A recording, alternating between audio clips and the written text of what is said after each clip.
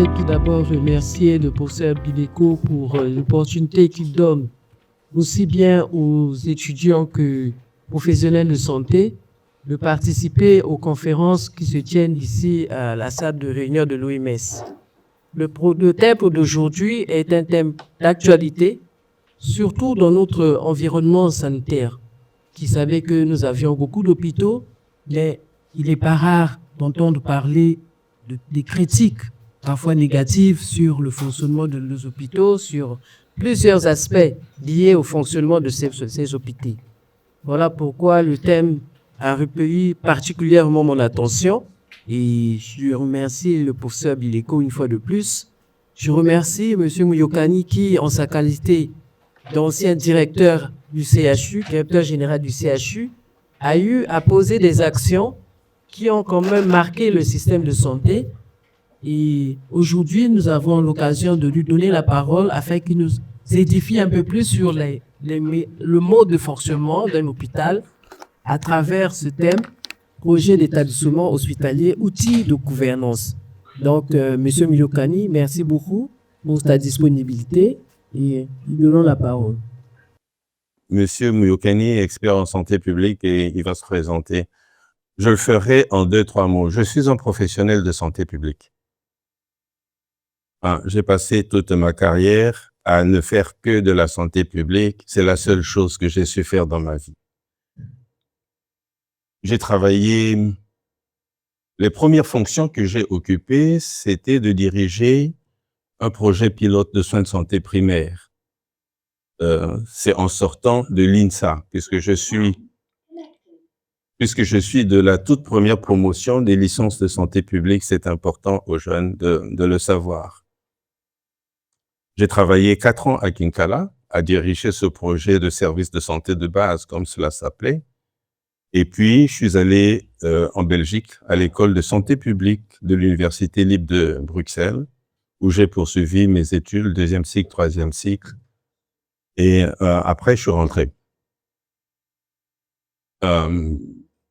J'ai travaillé au ministère de la Santé. L'un des faits les plus importants que je peux noter, c'est d'avoir, je dirais, contribué considérablement à l'élaboration du premier plan national de développement du système de santé, des services de santé, de développement sanitaire, le PNDS, qui date de 92, qui a fait l'objet de la loi, qui est encore en cours aujourd'hui. Et puis j'ai travaillé ici, dans ce bureau, à l'OMS, pendant une vingtaine d'années, où je me suis occupé des politiques et systèmes de santé, comme chargé de programme. Et quand j'ai fini avec l'OMS, j'ai été conseiller technique du ministre de la Santé, c'était avec Madame Nicolo. Ça a duré 1 année avant d'arriver au CHU que j'ai dirigé pendant 21 mois. Comme ça, vous avez toute la petite histoire. Et c'est donc avec un réel plaisir que j'ai accepté d'animer cette conférence. Merci, professeur Bileko, pour avoir pris l'initiative de cela. Je pense qu'en effet, comme dit Madame le professeur Vumboko, c'est un sujet d'actualité qui ne manque pas d'intérêt. Et pour cause. Pourquoi? Qu'est-ce qui fait l'intérêt d'un sujet comme celui-ci, projet d'établissement comme outil de gouvernance? Il suffit de se rappeler que l'hôpital est un élément central de tout système de santé et notre pays n'échappe pas à cela. L'hôpital est au cœur, je dirais, de l'organisation de tout système de santé. Il suffit d'interroger la mémoire collective. Quand il y a un petit bobo dans la famille, la première des choses qu'on dit, est-ce que tu es allé à l'hôpital? Quelle que soit la structure qui est concernée. Donc, il y a une représentation de l'hôpital dans l'individu qui est importante. Cela veut dire quoi? Lorsque l'hôpital ne marche pas bien, il y a quelque chose qui détraque dans la communauté. C'est important à le savoir, cette représentation que l'on a. L'offre hospitalière au Congo compte 10 hôpitaux généraux, je dis y compris le CHU, et 19 hôpitaux de base, si les statistiques sont exactes. Rappelez-vous que l'hôpital de base est l'hôpital de référence de tout district sanitaire et le pays est structuré en 52 districts sanitaires. Cela veut dire qu'il y a un sacré déficit d'au moins une trentaine d'hôpitaux de référence pour les districts sanitaires. Important aussi de rappeler que le cœur du métier de l'hôpital, c'est offrir des soins et services de santé de qualité. Un hôpital qui n'offre pas des soins et des services de santé de qualité, à la limite, il ne sert pas à grand-chose. Il passe à côté véritablement de son métier et de son existence. J'ai pris à dessein quelques indicateurs que j'avais sous la main de deux hôpitaux, notamment le CHU et l'hôpital général Adolphe Cissé. Taux d'occupation des lits, 72%, 73% pratiquement pour le CHU en 2023. À Assissé, c'est 52%. Je le souligne, ça veut dire que à peine la moitié des lits installés sont occupés, ou en tout cas étaient occupés au cours de cette année 2021. Mortalité hospitalière générale, 8% au CHU 2023, 11% à Assissé en 2021. Qu'il s'agisse de mortalité générale, qu'il s'agisse de mortalité néonatale ou de la mortalité en pédiatrie au cas du CHU. Ici, pour ces deux cas, cela veut dire que en 2021, grosso modo, un patient sur 10 qui arrivait à Assissé mourait.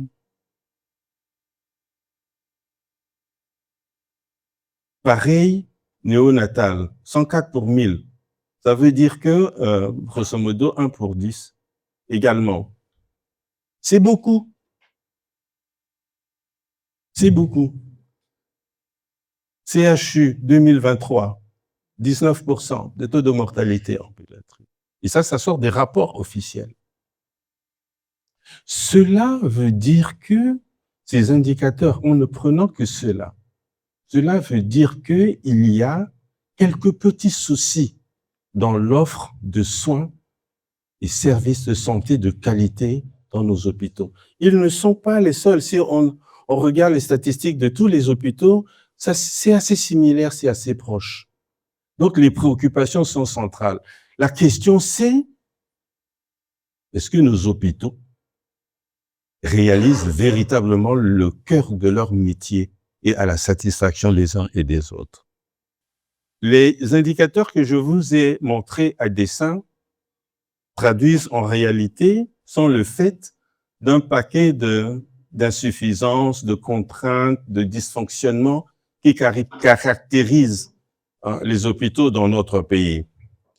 Mais ils ont des noms, des difficultés avec les plateaux techniques, pris globalement. La radio qui existe, qui n'existe pas, quand elle existe, elle est en panne ou elle est détraquée, etc., etc. La dégradation des infrastructures, avec parfois d'importants besoins en réhabilitation. C'est vrai qu'il y a des efforts qui sont faits en termes de construction et aussi de réhabilitation, mais ça, c'est notre lot quotidien.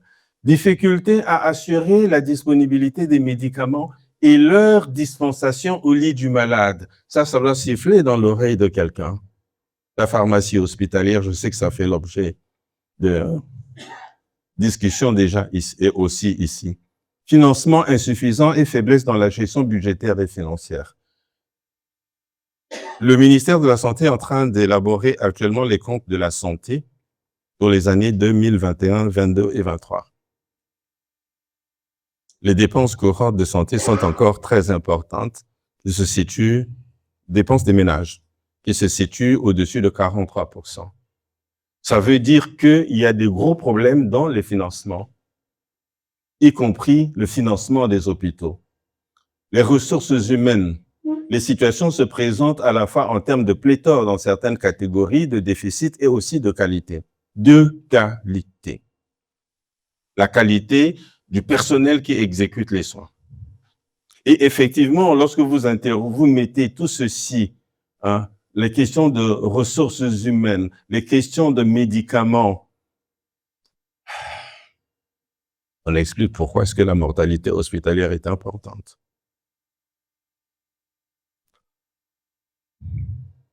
Et ce qui arrive comme conséquence, c'est que, bon, la disponibilité, la qualité de l'offre de soins sont détériorées, sont limitées, etc. On a parlé de projet d'établissement. Moi, j'ai toujours du mal à donner des définitions académiques. Mais on essaie toujours à défaut, de fixer les idées sur les traits, les points qui sont majeurs, qui sont importants. Un projet d'établissement, c'est un cadre stratégique qui fixe d'abord une vision, une perspective sur une portée, on recommande de 3 à 5 ans, je dirais davantage 5 ans. Et cette vision est accompagnée d'objectifs et d'orientation. Cela veut dire quoi? En termes simples. Que doit être, nous sommes en 2025, que doit être mon hôpital dans 5 ans, en 2030? On se projette. Que doit être mon hôpital dans 5 ans? C'est la vision. Et quels objectifs je souhaiterais atteindre en termes d'offre de services, en termes de qualité, en termes de disponibilité, etc., etc. Et quelle orientation? Qu'est-ce que je vais devoir faire? Qu'est-ce que nous devons pouvoir faire pour que cette vision soit accomplie, en tout cas que les objectifs, l'ambition que nous avons puissent être réalisés. Et un projet d'établissement, il couvre l'ensemble des domaines du fonctionnement de l'hôpital. Je dis bien l'ensemble. Il n'y en a pas un seul qui doit être oublié, négligé, etc. Bien entendu, après, on regarde en priorité sur quoi on va travailler, mais tous les domaines doivent être absolument couverts. Mais la composante centrale est faite par le domaine médical. Pourquoi? Mais parce que le cœur du métier, c'est offrir les soins. Si on va à l'hôpital et que le médecin n'est pas là, c'est pas la peine. Je dis le médecin, extension, disons le soignant n'est pas là. Les soins infirmiers, domaine important. La recherche biomédicale pour les établissements tels que le CHU de Brazzaville qui a ça dans ses missions de manière précise et tout à fait spécifique. La politique sociale de l'établissement, les questions de formation dans le domaine de la logistique, le domaine de la gestion, toutes les composantes qui font le fonctionnement d'un établissement doivent être couvertes par son projet d'établissement. Il doit servir de cadre de référence pour l'ensemble des activités, pour le fonctionnement de l'hôpital, pour sa gestion au quotidien. C'est bien de dire ce que ne doit pas être un projet d'établissement. On a dit objectifs, alors alignons des objectifs. Ce n'est pas un catalogue d'objectifs. Ce n'est pas consulaire, on dit on va faire ça, on va faire ça, on va faire ça, on va faire ça, on va faire ça. Ce n'est pas un catalogue d'objectifs. Ce n'est pas non plus un projet concurrentiel par rapport aux autres établissements de santé. Nous sommes à Brazzaville, il y a le CHU, Makelekele, Bakongo, Filou, Talangay, Hôpital Central des Armées, j'en ai oublié un, Blanche Gomez. Ah, on va être en compétition avec Blanche Gomez, par exemple. Non. Le projet d'établissement, concerne celui qu'il met en place pour servir ses objectifs, pour servir son ambition. Attention, ce n'est pas parce qu'on dit on fait le projet d'établissement, ah là là, on en profite, on va tout y mettre. On met tout. Non. L'autre risque, l'autre piège, je dirais, C'est M. Convoiteux qui dit « Je fais un projet d'établissement, c'est mon projet d'établissement ». Ce n'est pas le projet du directeur. C'est le projet de l'établissement qui doit impliquer l'ensemble des acteurs de l'établissement. Et tous, ils doivent pouvoir s'y reconnaître. Ce n'est pas non plus un texte confidentiel qui est gardé en secret. Non. Il doit pouvoir être connu, diffusé, etc. Et les gens s'en approprient, en tout cas les acteurs de l'hôpital en premier lieu. Ce n'est pas non plus une compilation de projets de services. Si je prends n'importe quel hôpital, le CHU, c'est une bonne trentaine de services médicaux, médico-techniques, etc. Vous allez à Makelekele, je ne sais pas, une dizaine, une douzaine. On compile des projets de services, on a fait un projet d'établissement. Non. C'est pas cela.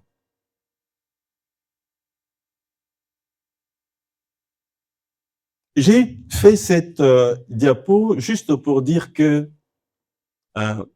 c'est pas quelque chose que l'on invente au Congo ou qui n'a jamais fait ses preuves ailleurs, etc. En fait, la pratique des projets d'établissement date de 91 et ça fait l'objet de la loi hospitalière en France en 1991. L'objectif visé était de permettre à chaque hôpital de définir ses priorités médicales, sociales, économiques et organisationnelles sur 5 ans chaque fois.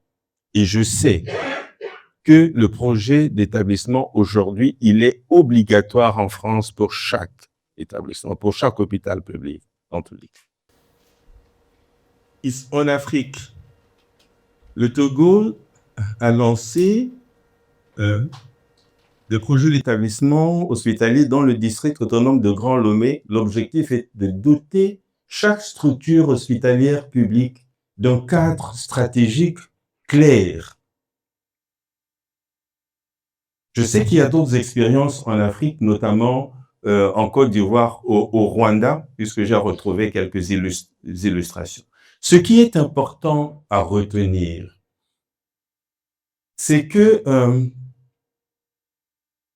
le projet d'établissement est un outil dont il nous faut nous approprier.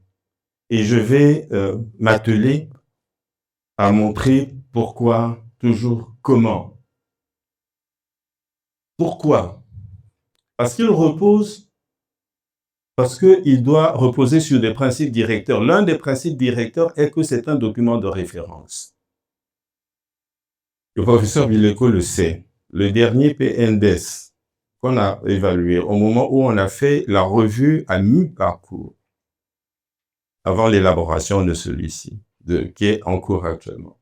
L'expérience avait montré que on a un plan, mais qui ne sert pas toujours de référence dans notre fonctionnement.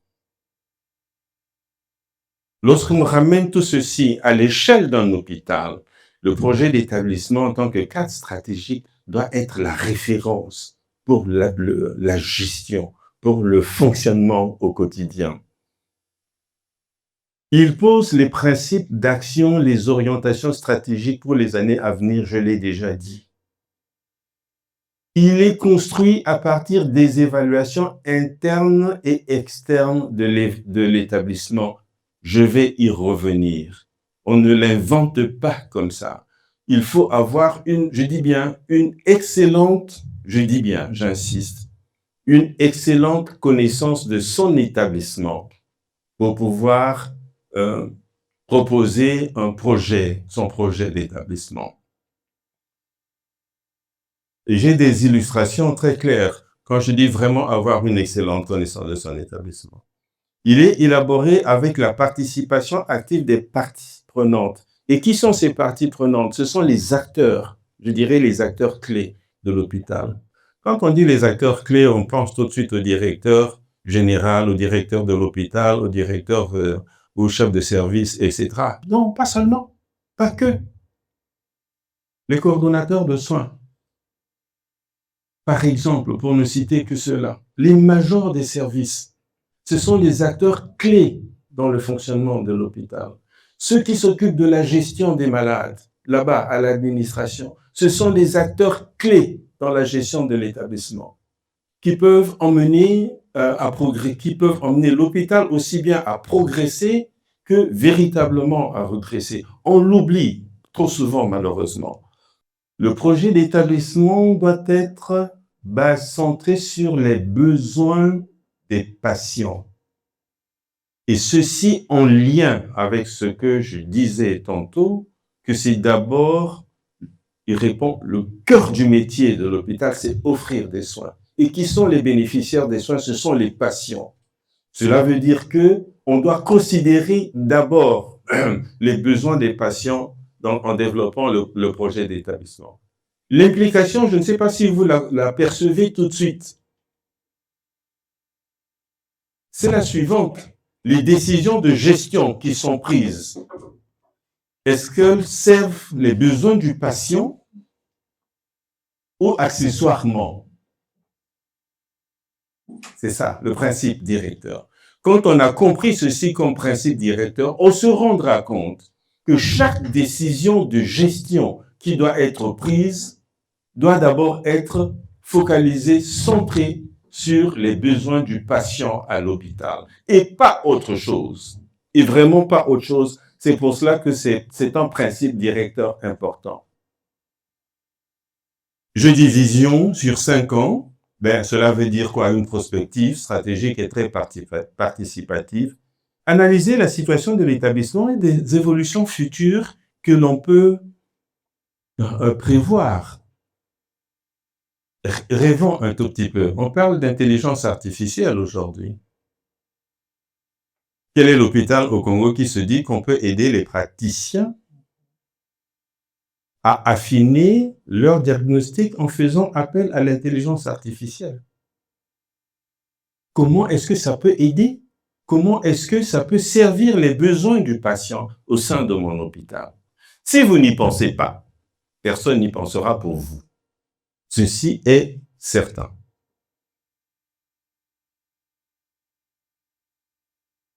J'aimerais insister sur ceci, qui est un principe directeur aussi. Le projet d'établissement participe de la rationalisation de l'organisation interne. C'est-à-dire que nous sommes obligés de nous interroger sur comment est-ce que nous fonctionnons. Lorsque nous nous interrogeons sur comment nous fonctionnons, nous sommes emmenés forcément à identifier nos dysfonctionnements nous-mêmes qui nous obligent à corriger l'irrationnel qui se trouve dans notre pratique au quotidien. Je vais prendre un exemple terre à terre. Si nous sommes satisfaits des ordonnances qu'on donne au malade, qui est couché dans son lit, et c'est le garde-malade qui va courir toutes les pharmacies de la ville pour aller acheter les médicaments dont on a besoin. Si nous sommes satisfaits de cela, très bien. Mais si nous considérons que ceci est un dysfonctionnement, est une faiblesse, il faut envisager les moyens de corriger ça dans notre organisation. Qu'est-ce qu'on prévoit? Qu'est-ce qu'on pratique? Le projet d'établissement doit être réalisé développé avec réalisme afin de tenir compte des compétences disponibles dans l'établissement, des emplois, des ressources disponibles, etc., etc. Vous vous souvenez l'image qui était là précédemment qui disait « ça ne peut pas être un projet inflationniste ». Ça veut dire qu'il faut être réaliste dans l'ambition que l'on a par rapport à ce que l'on a comme ressources, ce dont on peut disposer, et ce que l'on peut mobiliser effectivement. Venons-en au cœur même du projet d'établissement. On a dit que c'est un cadre stratégique qui a une série de composantes. Pour pouvoir réaliser un projet d'établissement, il faut faire d'abord le diagnostic externe. Cela veut dire quoi? Je vais prendre par exemple l'hôpital de Makelekele.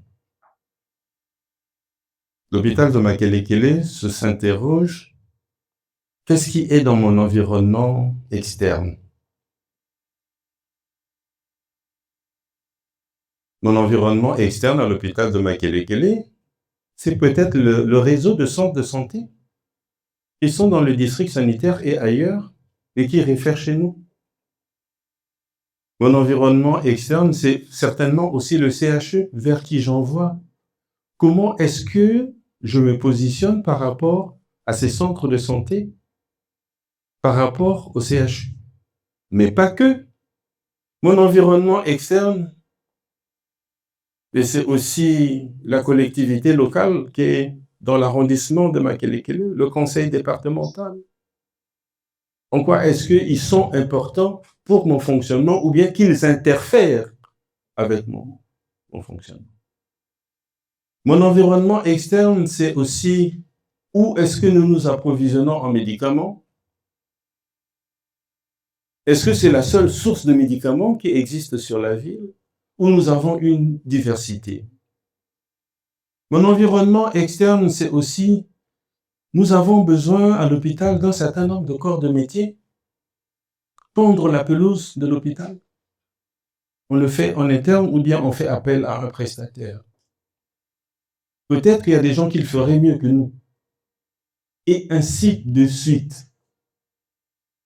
Donc, mon environnement externe, c'est d'abord, je dirais en premier, la population que je sers. Mon bassin de desserte. Quel est le profil épidémiologique? Dans cette ville de Brazzaville où circulent énormément de, comment on appelle ça, les motos là, les Jakarta, etc. J'en parle parce que la semaine dernière, pour faire une digression, à hauteur de la patte d'oie, je laissais passer une voiture qui était devant moi et j'entends boum derrière. C'était un motocycliste qui n'avait pas toujours de frein, etc., qui est venu taper dans mon capot. Bon, bref. Mais lorsque j'interroge les hôpitaux, aujourd'hui, il y a énormément de motocyclistes qui circulent. Ça fait partie de notre environnement. Comment est-ce que nous sommes préparés à recevoir les accidentés de la voie publique? En raison de la prolifération de ces Jakarta, de ces motos, qui ne sont pas toujours assurés, qui ne sont pas toujours protégés, etc., etc. Environnement externe.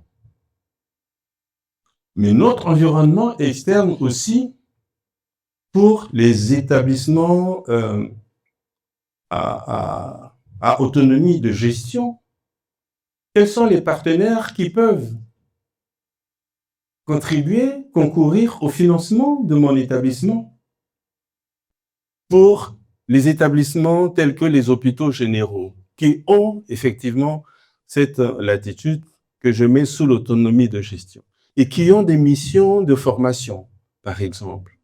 Dans mon environnement externe, quels sont les établissements, en dehors de Marien Wabi qui est là, qui doivent pouvoir nous aider, nous accompagner, avec lesquels on peut collaborer pour la formation de nos staffs? C'est cette analyse qu'il faut faire dans l'environnement externe.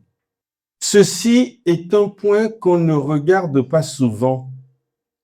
L'environnement externe, on regarde dans la population, quelle est l'attractivité de mon hôpital? Quelle est l'image de mon hôpital dans la population? Est-ce que j'en tiens compte? Est-ce que nous en tenons compte dans notre fonctionnement? Ne pas oublier que nous mettons des services, nous vendons en réalité des services, il y a toujours des gens qui payent. Je l'ai dit tantôt, c'est 43% des dépenses courantes de santé qui sont supportées par les ménages. Ils payent. Et quelle est l'image qu'ils ont de nos services, de nos prestations? On ne peut pas gérer un hôpital en faisant fi de l'image de son établissement dans la population. C'est pas possible. Ce n'est pas possible. Le diagnostic interne. Maître mot, il s'agit de s'assurer, d'avoir une excellente connaissance de son établissement, du point de vue de son organisation, de son fonctionnement, de ses performances. Et cette analyse doit être faite par les acteurs clés de l'hôpital. Ils doivent passer en revue les missions, l'organisation administrative, les ressources humaines, comment sont-elles utilisées, quelle est l'adéquation de ces ressources humaines par rapport aux attributions qui sont celles des différents services de l'hôpital. J'ai encore dans l'oreille un directeur d'hôpital qui me disait, tu vois, Jérémy, on a reçu du personnel, mais c'est tous des secrétaires. On peut faire les statistiques, on a affecté, on a comblé les déficits en personnel. Oui, mais quel personnel? Où est l'adéquation entre les tâches à accomplir et les qualifications, les compétences techniques réelles du personnel que l'on a? Si nous n'avons pas un diagnostic clair, bien les orientations qui vont être faites vont être un tout petit peu à côté de la plaque, comme on dit. Les conditions de travail, le système d'information, j'en passe. Je devrais mettre ceci en rouge. Quelle est l'organisation de l'offre de soins et services de santé? J'aimerais m'arrêter là. Les processus qui sont utilisés. Quels sont les processus qui sont utilisés au sein de l'hôpital? Je vais taquiner le docteur Kana. Lorsqu'on vient à Makelekele, vous faites des césariennes. Mais est-ce que les protocoles sont connus de tout le monde qui participe au service? Ou bien les protocoles sont ceux qui sont dans la tête du praticien? Quelle est la compréhension, la connaissance que les uns et les autres ont des processus, qu'ils soient médicaux, mais qu'ils soient aussi administratifs, des processus de gestion de l'établissement dans chacune de ses compétences, dans chacune de ses composantes. Ceci est véritablement important. Et on se rend compte que les faibles performances qu'on a illustrées un peu plus haut sont aussi le fait des faiblesses et des insuffisances qui sont là dans les processus. Parfois qui ne sont pas toujours appropriés ou qui ne sont pas toujours connus et qui ne donnent pas la possibilité, en définitive, d'évaluer et d'apprécier à quel moment vous dites qu'un soin, il est bien pratiqué, il est mal pratiqué. Si on n'a pas partagé avec celui qui pratique le soin le même processus et qu'il est connu ensemble, et qu'on s'y oblige. Je dirais aussi que la question des processus, faut pas faire des tabous autour de cela. Parce qu'ils permettent de forcer la décision au niveau des organes de direction. On dit, on doit développer tel et tel autre processus, voici ce qu'il faut. Mais si vous dites tout simplement, on veut soigner, voici ce qu'il faut, la compréhension n'est pas toujours aussi percutante qu'on le souhaiterait. C'est important d'analyser les performances de l'établissement, les admissions, les journées d'hospitalisation, les durées de séjour, ça c'est des choses classiques que tout le monde sait, les mortalités, etc. L'analyse de la production et de la productivité. Quels sont les résultats qui sont obtenus avec les ressources que l'on a consommées? Est-ce qu'il y a quelque chose, c'est cohérent? Quelques petites illustrations du diagnostic interne. Ça, on a accompagné l'hôpital général Assisé pour leur projet d'établissement 2023-2027. Voici les ratios, nombre de malades consultés par médecin et par mois. Je lis là en néonat 80 malades consultés dans le mois. Si c'est un médecin qui consulte 80 malades dans le mois, je divise par 4 semaines, ça fait 20 malades par semaine. La semaine a 6 jours de travail. C'est exact? 5. En enlevant le samedi. Anyway, mais si on reste à 20, divisé par 5 jours de travail, ça fait 5. Je suis généreux. Tout de suite, on se rend compte que tiens, il y a quelque chose qui ne... Et les interrogations sont multiples. Je ne vais pas montrer passer tous les exemples. Mais lorsque l'on observe ceci, on se pose la question, est-ce que c'est exact? Est-ce que ces statistiques sont réelles? Surtout lorsque l'on regarde l'afflux, lorsque vous allez dans cet hôpital, il est toujours bondé. Comment se fait-il qu'il n'y a que 5 malades qui sont enregistrés pour chaque jour? Cela veut dire, ça impose la nécessité d'approfondir l'analyse, d'approfondir la réflexion. Et on se rend bien compte des faiblesses, des dysfonctionnements, etc., etc. C'est sûr que les gens consultent plus que ça, mais que ce n'est pas toujours enregistré.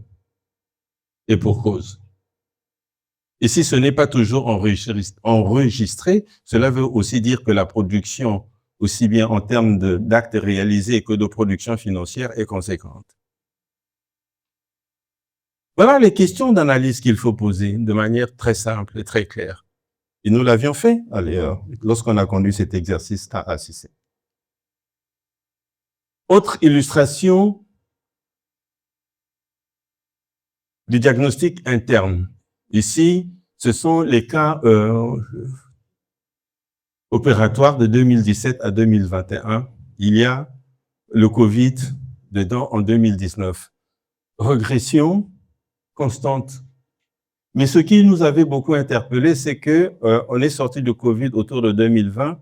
En 2021, ils étaient encore très très loin des performances de 2017. Cela veut dire que l'hôpital a connu une situation de dégradation, que certainement le Covid est venu impacter, mais en tout cas la tendance, elle est à la descente, elle est là. Cela veut dire quoi? L'analyse du fonctionnement de l'hôpital, il ne faut pas se contenter du cliché du jour. C'est important de regarder quelles sont les tendances et depuis quand elles se sont installées. Parce que généralement, les causes, elles sont plus profondes qu'on ne l'imagine. Mortalité hospitalière, mortalité néonatale, tendance croissante. Ici également tendance croissante. Avec une sacrée croissance en 2021. Ça veut dire que l'établissement a eu véritablement des soucis. Il faut essayer de comprendre pour voir comment redresser tout cela. Quand on a fait le diagnostic, aussi bien au niveau interne qu'au niveau externe, on en vient aux orientations. C'est pour répondre à la question, on va faire quoi? Qu'est-ce qu'on va faire? Question clé, il faut toujours repartir aux missions de l'établissement. Quelles sont les missions de notre établissement? Comment est-ce que nous nous positionnons au regard de la politique du pays? Si je prends notre pays, il y a le plan national de développement sanitaire qui est là, il y a une politique de santé qui est là. Aucun hôpital ne peut s'investir ou fonctionner en dehors de ces cadres. C'est important de le savoir, on l'oublie parfois. Quelles sont les démarches ou orientations à long terme dans lesquelles nous nous sommes engagés? J'ai encore l'exemple du CHU qui a eu à signer un certain nombre de conventions avec divers établissements pour la coopération hospitalière. Vous ne pouvez pas développer des orientations si vous ne tenez pas compte des engagements que vous avez pris. Mais ces engagements peuvent aussi être financiers. L'hôpital peut avoir pris des engagements vis-à-vis de tel ou de tel autre fournisseur ou de tel ou tel autre bailleur de fonds, dans certains cas. Donc, toujours tenir compte de ceci. Le projet médical est je dirais, la partie centrale du projet d'établissement. Tout ce que l'on va envisager doit d'abord être focalisé sur le projet médical, parce que c'est le cœur du métier. Il doit définir la nature, la qualité et l'organisation des soins et services de santé dans l'établissement. L'objectif visé est d'optimiser les moyens au bénéfice des patients en regardant l'organisation interne pour qu'elle soit optimale et en faisant un effort de rationalisation, par exemple, des plateaux techniques, mais pas que. À côté du projet médical, donc si je reviens au projet médical, ceci doit nous emmener, lorsqu'on a fait ceci, doit nous emmener à, au-delà des orientations, à dire pour les 5 prochaines années, nous allons viser tel résultat. C'est important. Et généralement, sur le projet médical, il doit être décliné vraiment alors en résultats service par service et pour toute la suite. Pareil pour le projet infirmier, je dirais. Quand je dis projet infirmier, ok, c'est tout le métier infirmier, si vous voulez, c'est y compris les soins obstétricaux avec les sages-femmes, mais également tout ce qui est médico-technique. On le met dans vraiment dans ce paquet-là. Il doit travailler sur nos orientations ici, nos résultats doivent travailler sur l'organisation, la qualité, la continuité des soins, la coordination avec les équipes médicales, l'articulation avec tous les autres personnels soignants. Vraiment, on est au cœur du métier de l'infirmier qui doit avoir un certain nombre de résultats à viser au cours de la période qui est couverte par le projet d'établissement.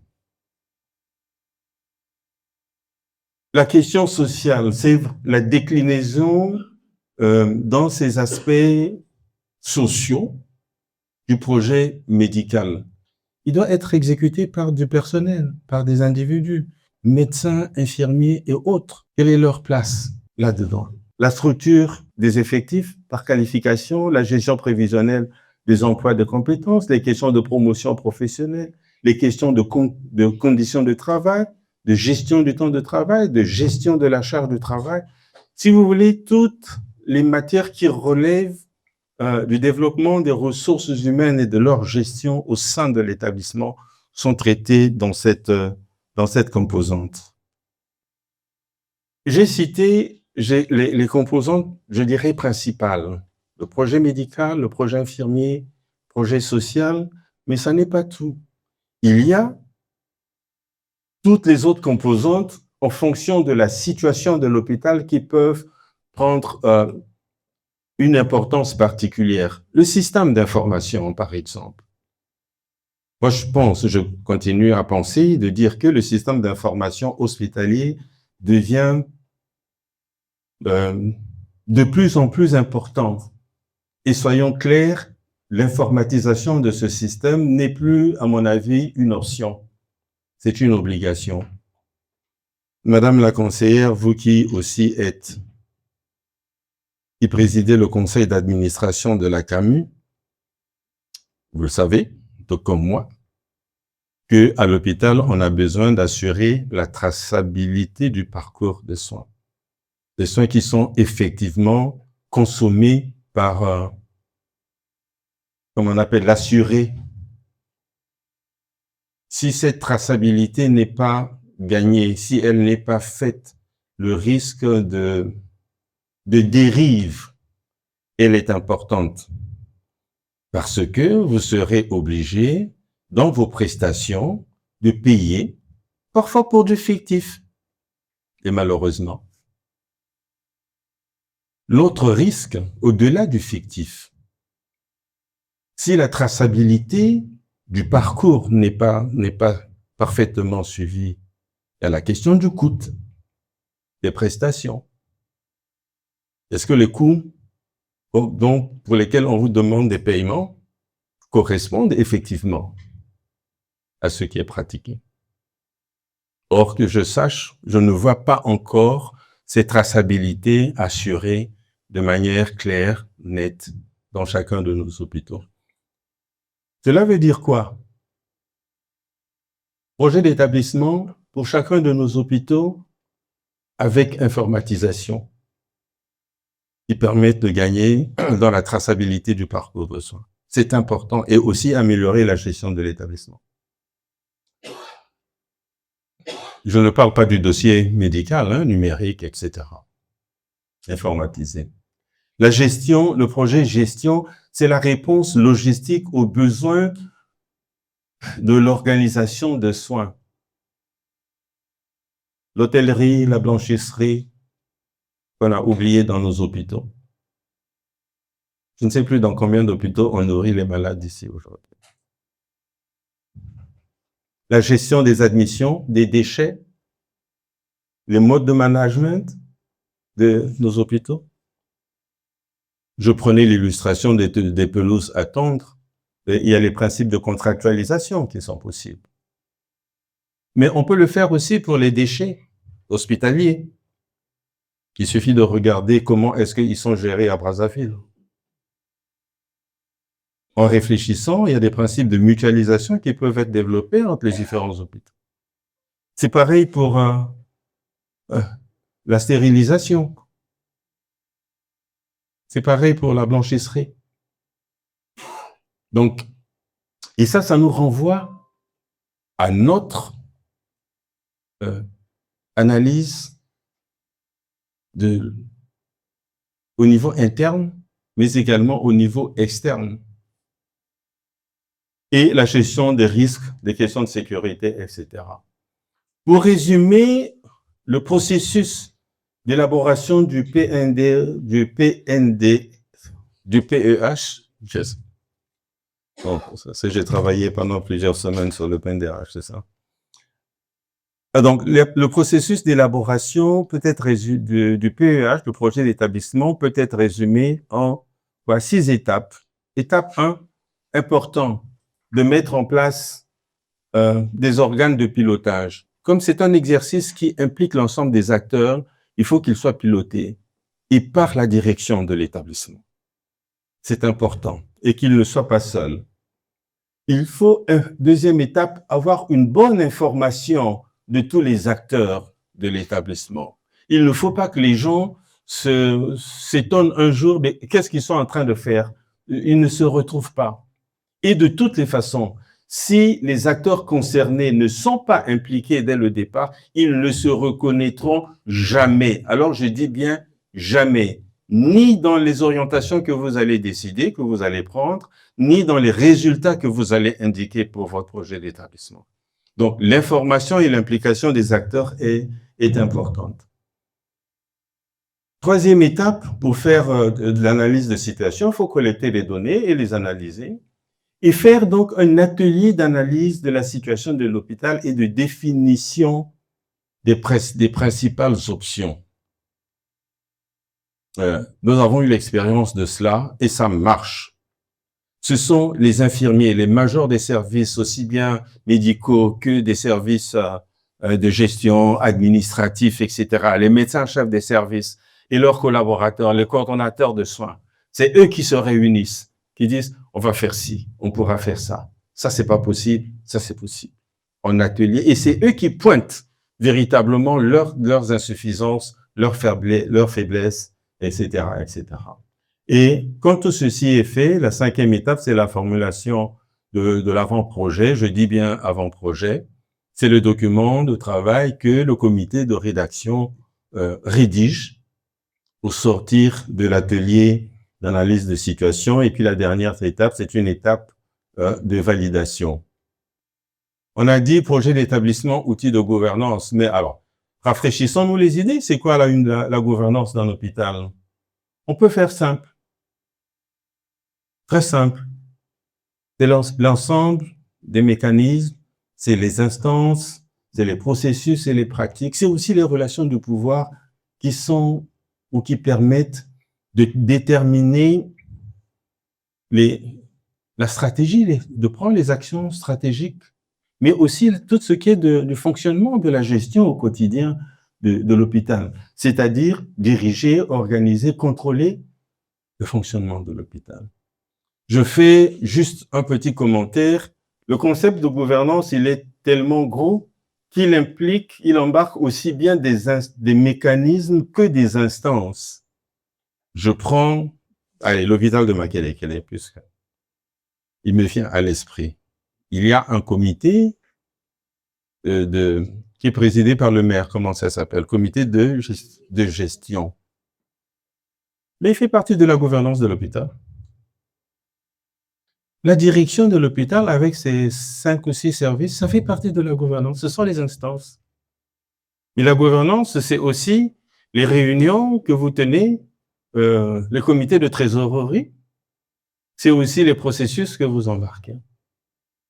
Donc, c'est tout ce complexe. Alors, en quoi est-ce que le projet d'établissement permet de servir cet office de la gouvernance de l'hôpital? Pourquoi? Mais parce que, je rappelle, il permet d'avoir une vision, parce que il permet au cadre de pilotage de disposer d'une référence pour la prise de ces décisions.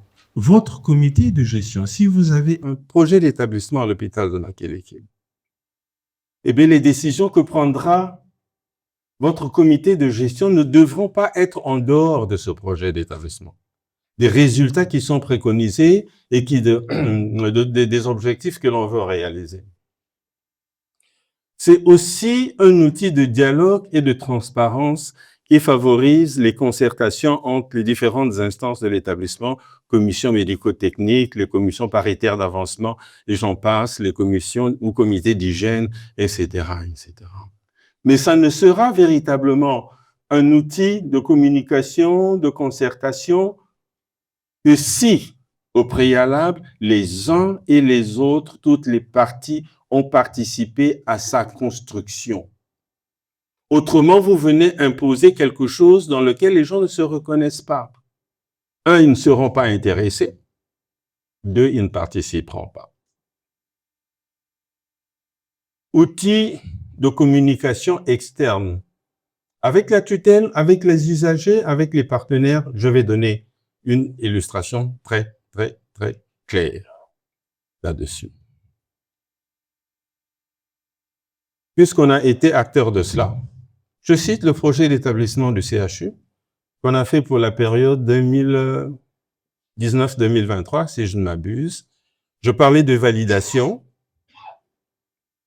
C'est celle-là, la validation. Donc, je disais que c'était le niveau de validation qui puisse être indiqué. C'est-à-dire, le projet d'établissement a été soumis au comité de direction de l'hôpital et le comité de direction a pris une délibération qui fait, selon les textes, obligation au directeur de l'hôpital de l'exécuter. Si vous dotez l'hôpital de Makelekele, je prends Makelekele, ça peut être Alanga, ça peut être Bakongo, ça peut être n'importe quel hôpital. Au terme du processus, eh bien, la pratique, c'est celle-là, qu'il soit validé par l'instance décisionnelle de votre établissement pour qu'il puisse produire ses effets et que la direction de l'hôpital, quel que soit son niveau, ait l'obligation d'exécuter et de fonctionner dans le cadre formel de ce projet d'établissement. Je voudrais donner ici l'illustration de ce que le PEH est véritablement un outil de mobilisation des ressources, le cas du CHU. Nous avions élaboré le projet d'établissement du CHU de Frazzaville pour la période 2019-2023. Il y en a qui sont témoins de cette histoire. Les objectifs visés par ce projet d'établissement étaient 3. Offrir des soins et services de santé de haut niveau, de spécialité qui soient centrés sur l'usager, assurer des enseignements et des formations d'excellente qualité aux étudiants et au personnel, parce que, comme chacun le sait, le CHU, c'est aussi la formation des étudiants, etc., des médecins et autres. Et exécuter un programme de recherche en santé dont les résultats sont au service de la politique nationale de santé. Pourquoi? Parce que la recherche fait partie des missions du CHU. Et l'analyse que nous faisions à l'époque montrait que oui, les gens font des travaux de recherche, oui, qu'ils publient, parfois ou non, mais ces travaux ne relevaient pas d'un programme de recherche adopté et bien mis en place par l'établissement et qui devait être en cohérence avec les orientations de la politique nationale de santé. Cette nuance est importante. Cette nuance est véritablement importante. C'est ce qui avait justifié cet objectif. Alors, comment est-ce que ce PEH du CHU de Brazzaville, qui a fait l'objet d'une délibération prise par son comité de direction en son temps, comment est-ce qu'il a servi comme outil de mobilisation des ressources? Le projet d'établissement du CHU, de cette période, c'est une centaine de résultats, dont 44 relèvent du projet médical, 29 de projet infirmier, 4 de projet logistique, projet formation 2, projet gouvernance 30. Mais vous constatez que un peu plus de 40% de ces résultats concernaient le projet médical, donc au cœur. Et ceci ne doit pas étonner. Ce projet d'établissement a été élaboré à un moment où le CHU avait d'énormes problèmes au niveau, je dirais, de sa gouvernance. Pour la petite histoire, des audits avaient été faits auparavant et ces résultats visaient aussi à répondre, à donner des réponses aux insuffisances, aux dysfonctionnements, etc., qui avaient été épinglés en son temps. À partir de ce projet de 5 ans, avec sa centaine de résultats, ce que nous avions fait, c'est faire un extrait, extraire une portion de ces résultats, les développer dans un projet de renforcement du CHU sur 3 ans. Donc, on a pris le PEH avec ses 109 résultats. On a fait le projet de renforcement du CHU pour une durée de 3 ans et on a budgétisé. On a estimé les coûts 12 milliards de francs CFA qui répondaient à des préoccupations précises qui concernaient un minimum de réhabilitation, un minimum de remise en état des plateaux techniques, l'ambition sur le médicament, les questions d'organisation, etc., etc. Lorsque ce projet de 3 ans a été fait, en raison de l'analyse de notre environnement externe que nous avions fait et connaissant le statut et le positionnement du CHU, nous avions pris l'option d'en faire véritablement un outil de communication, de plaidoyer, d'engagement et de négociation pour soutenir des discussions techniques avec les bailleurs de fonds potentiels qui étaient susceptibles de financer ces 12 milliards de francs CFA qui étaient requis pour exécuter ce projet de renforcement du CHU de 3 ans. On a eu la main bénie, c'est le cas de le dire, un partenaire technique, une banque, la B2AC, a dit « ça nous intéresse ». On est entré dans des phases de négociation. Alors vraiment des négociations pour obtenir ce financement de 12 milliards qui a été obtenu pour exécuter donc cette partie, en tout cas aider à la mise en œuvre du projet d'établissement du CHU. Je peux vous garantir que dans ces négociations que nous avions eues avec la B2AC, s'il n'y avait pas ce cadre de référence stratégique qui bénéficiait, qui était soutenu par une délibération du comité de direction, ces négociations n'auraient jamais abouti. Je dis bien jamais. Parce que la référence sur le plan juridique n'était pas, aurait fait véritablement défaut. Donc ceci est une illustration, à mon avis, importante de l'usage que l'on peut faire de projet d'établissement. Quelques réalisations pour le cas du CHU qui ont été faites grâce à l'exécution de ce projet de renforcement, juste quelques-unes, l'acquisition de scanners, la mise en fonctionnement de l'unité de soins intensifs de cardiologie. Si vous allez dans le document, vous trouvez ça dans les résultats du PEH. L'achèvement des travaux de réhabilitation du service des maladies infectieuses, etc. Et la création, alors ça c'est au niveau organigramme, la création de la direction en charge des dispositifs médicaux, des équipements, etc. C'était aussi comme résultat avisé dans le projet d'établissement du CHU. Pour terminer, nous avons travaillé sur le PEH au CHU. Nous l'avions fait aussi pour l'hôpital Assisi.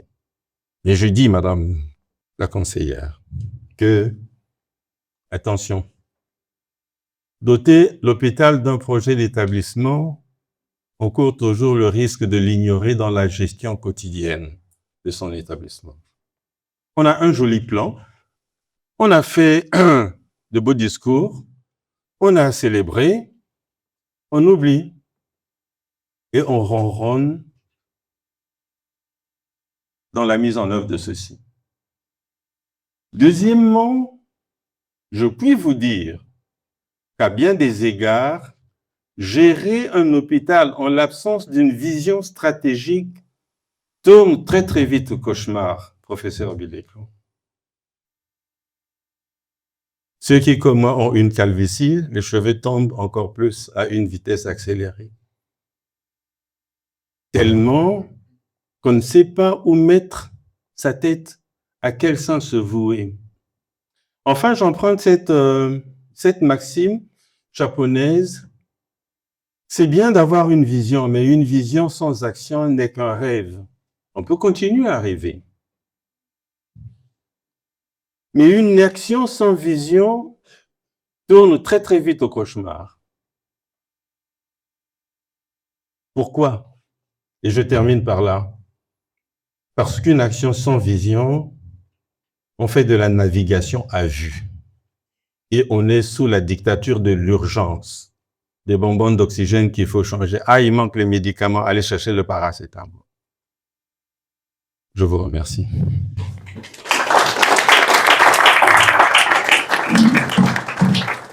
Merci beaucoup, Monsieur Moulekani, pour la communication très claire et édifiante.